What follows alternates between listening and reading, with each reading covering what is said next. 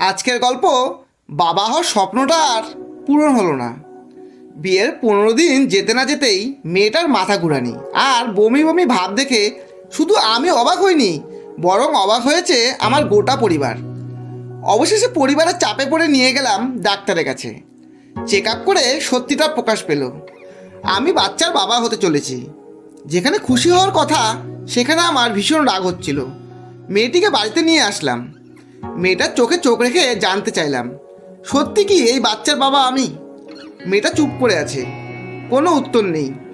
মাথায় হাত বুলিয়ে সাহস দিলাম, ভয় পেও না, আমি তোমাকে ত্যাগ করব না। শুধু একজন পুরুষ হয়ে সেই পুরুষকে ধিক্কার জানাবো যে আমার স্বপ্নটা পূরণ হতে দেয়নি। মেয়েটার চোখ দিয়ে শুধু জল ঝরছে, কাঁদতে কাঁদতে হেঁচকি উঠে গেছে তার। কান্নার আওয়াজ আমার অন্তর ভেঙে টুকরো টুকরো করে দিচ্ছে। আমি মেনে নিলেও আমার পরিবার কিন্তু মেয়েটিকে মেনে নেয়নি। তাই এখন আমি আমার পরিবারকে ছেড়ে অন্যত্র বাড়ি ভাড়া নিয়ে থাকি। চাকরিটাও বদলি করে নিয়েছি। মেয়েটি এখন কেমন যেন বোবা হয়ে গেছে। বাড়িতে একা একা মন মরা দিয়ে থাকে সারাক্ষণ, কোনো কথা বলে না। কাঁদতে কাঁদতে চোখের নিচে কালো দাগ পড়ে গেছে। হঠাৎ এক গভীর রাতে মেয়েটি হু হু করে কেঁদে উঠেছে। আমি চমকে গেলাম। জেগে দেখি মেয়েটা আমার বুকের উপর মাথা রেখে চোখের জলে আমার গেঞ্জি ভিজিয়ে ফেলেছে। তার চোখ মুছিয়ে দিয়ে আবার বুকে জড়িয়ে নিলাম।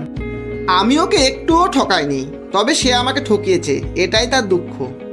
তবে কোনো ব্যাপার না, আমি ওই বাচ্চাকে নিয়েই স্বপ্ন দেখতে শুরু করলাম। বিয়ের বয়স 8 মাস হতেই বাচ্চা ভূমিষ্ঠ হলো। দুঃখের বিষয় বাচ্চাটা ছিল মরা। মেয়েটার জ্ঞান ফেরার পরে যখন জানতে পারলো বাচ্চাটা মারা গেছে, সে তখন গলা ফাটিয়ে চিৎকার করে আমাকে ডাক দিয়ে আবার বেহুশ হয়ে গেল। তারপর থেকে মেয়েটা আর কথা বলতে পারে না। এখনও দুজনকে পাগলের মতো ভালোবাসি। বিয়ের বয়স আজ 4 বছর।